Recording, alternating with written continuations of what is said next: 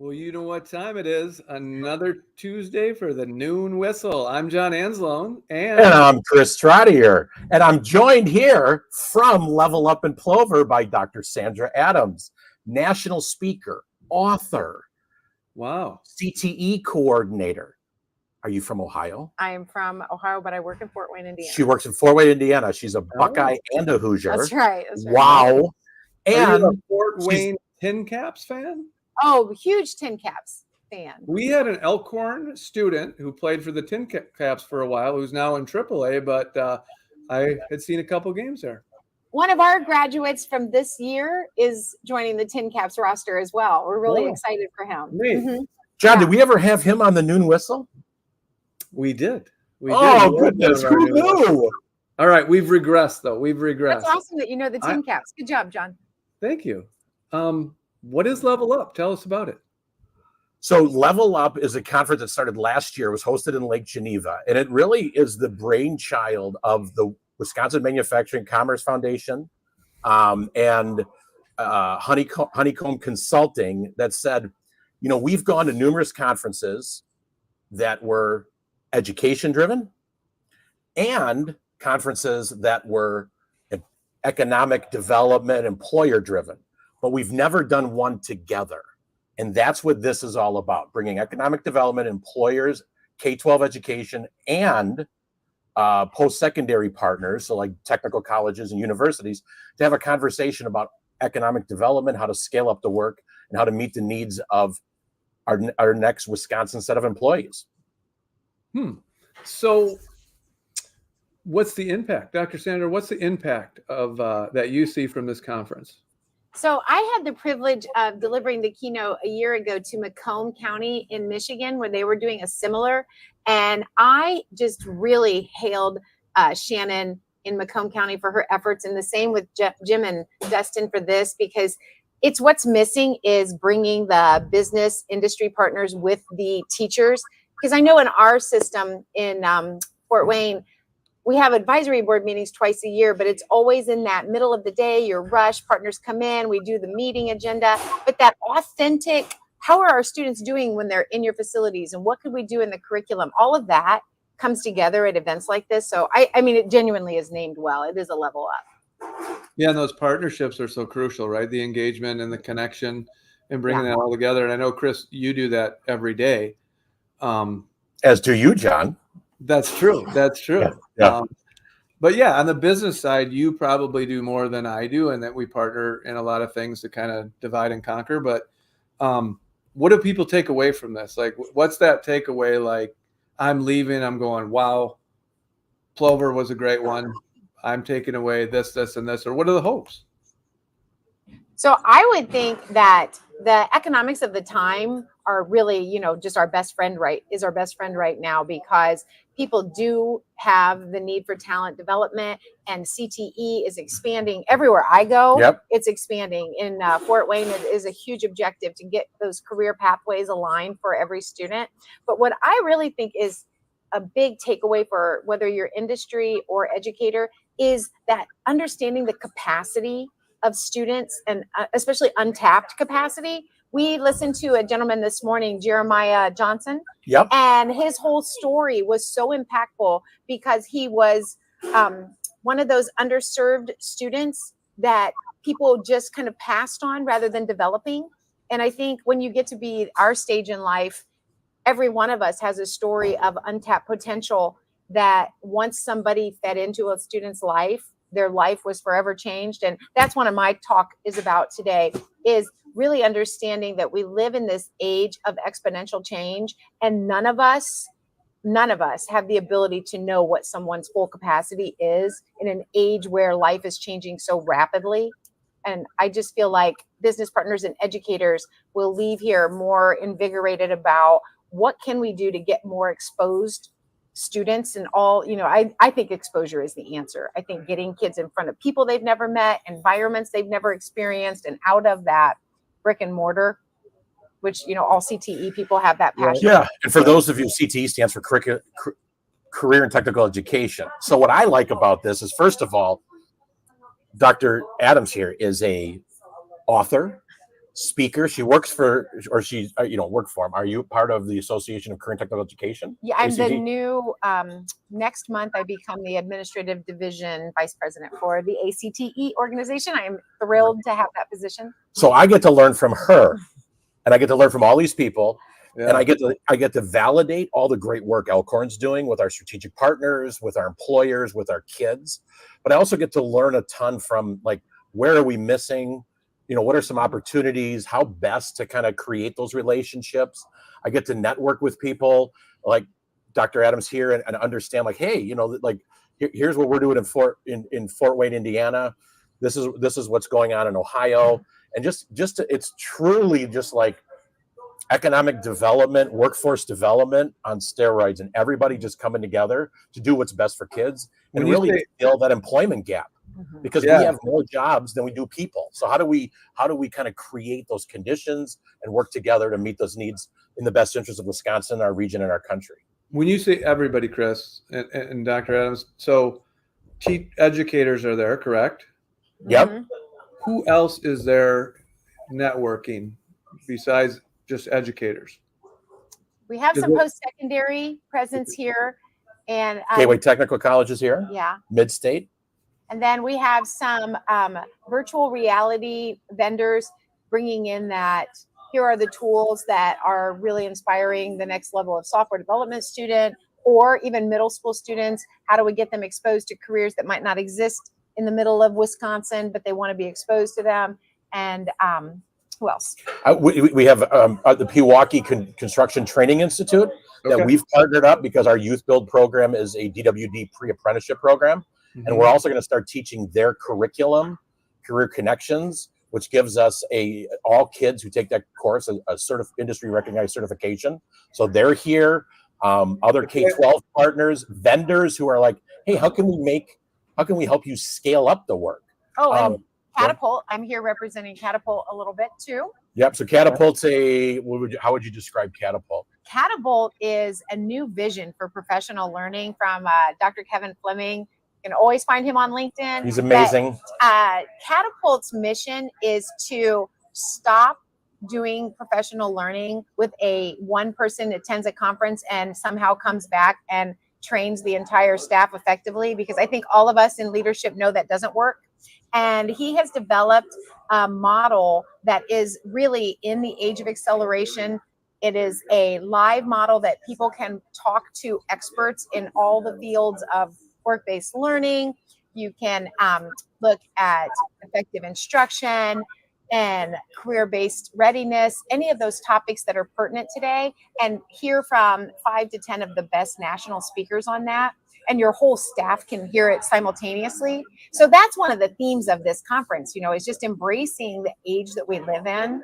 And I know Chris and I were talking before you jumped on, John, that if you go back, one of my keynote parts is 10 years ago, we only had a handful of interns in the high school working with business partners. And now in Fort Wayne, we have over 264 interns this year graduating. And many of those students are able to really do college differently. And it's not that we're saying don't go to college, but maybe you go to work with an employer who you've interned with, who then helps supplement the cost of your college or gets you an associate degree. And so, just really embracing that life that we live in now fully, which is, we're just not able to keep pace with the technological change necessarily. So focusing on that. It sounds like the networking opportunities there are amazing. It's incredible. Hey, John, we're going to excuse Sandra here because she's got a keynote to get rid of. We're very blessed. I need to take her lapel mic. Oh, yep. So okay, that's great. let's take your lapel mic, and we're now going to thank you very much. Thank you. You bet. Now we're going to bring on Michelle Grakowski Okay. from Wisconsin Business World and the Wisconsin Manufacturing Commerce Foundation. She slides right in. Slides in. There you go. That's a lapel Now, Chris, mic. did you say earlier there was students that speak to their experiences, or? It's a great. No. Later on, I think there will be students. Last year they did have students, but this year I'm not exactly sure. We still have a half a day. As you can see, people in the background, we're lining up for lunch. Okay. But let's introduce Michelle Grakowski. She can give you a little overview of what she does, her role in in Level Up and kind of just talk a little bit about, you can ask her your amazing questions, John. Go ahead, Michelle. Welcome, Michelle. Hi. Hi, John. Nice to meet you. I'm Michelle Krakowski. I'm the Senior Director of the Wisconsin Business World, and I also run educational programming and business partnerships for the WMC Foundation, which is a fancy way of saying that I work with about 9,000 students a year, and I also work with educators and then all of our members and board members to try to be that connector between business and education. Nice. Well, thanks for taking time with us. And how many years has this conference been going on? So this is our second year. Okay, so last year in Lake Geneva was the first year for this. Yes. It sounds amazing, and it sounds like there's so many experiences between networking, information, new ideas, sharing ideas. Why Plover? Why did you choose Plover? Sure. We actually chose Plover because it's right in the middle of the state. So we figured it would be a really nice draw because we could pull people from the north, people from the south, and just kind of meet in the middle here. And actually, we chose the Food and Farm Exploration Center because it's a really cool new facility that was actually started by the Food Growers Association, or like a group of them. And so it's a really cool CTE learning space for students. So we thought it would be really cool to get educators in the business community and chambers and other partners to come up and just really explore what this building has to offer. There's a really cool children's museum underneath. They're growing like real crops outside, so you can actually stand out on a balcony and watch that. We have the largest potato masher. So really, it's a really cool way to show CTE education in action. And we felt, as we're melding our minds here, that this is a nice facility to do that in. Yeah, and I think melding's an interesting word because I know, working with Chris and the district and our community is so important to us. And I think we've seen such value in melding the business community, the civic organization community, the chamber, the rec department, government, school, and just the general population, that I think it seems like what you're doing is that in that educational growth. Yes, absolutely. With our foundation, that's really what we try to do. And actually with WMC as a whole, we're as a state chamber and the state's largest manufacturing association, our goal is really to be that connector and convener. And what can we do to offer opportunities to really pull all of our minds together? Yeah. Because, as I'm sure you know, our population is declining. Wisconsin has, our birth rate is dropping. And so I always tell the students when I'm on stage, like, you guys are entering the workforce at the right time because we need people. And so we want to make Wisconsin the coolest and best place, to do business, to make it the most economically stable. And we just really want kids to stay here, so anything that we can do to try to bring the industry voice into K-12 and vice versa, it's only going to help us with that goal. Yeah, and I know Dr. Adams was mentioning about, kids, opportunity for kids and good decision making, and maybe it doesn't mean not going to school, but going to school in a different way or being employed while you go to school. I have a son that's exactly what happened. His senior year, he thought he wanted to go into the, HVAC and electric. He wanted to be an electrician then.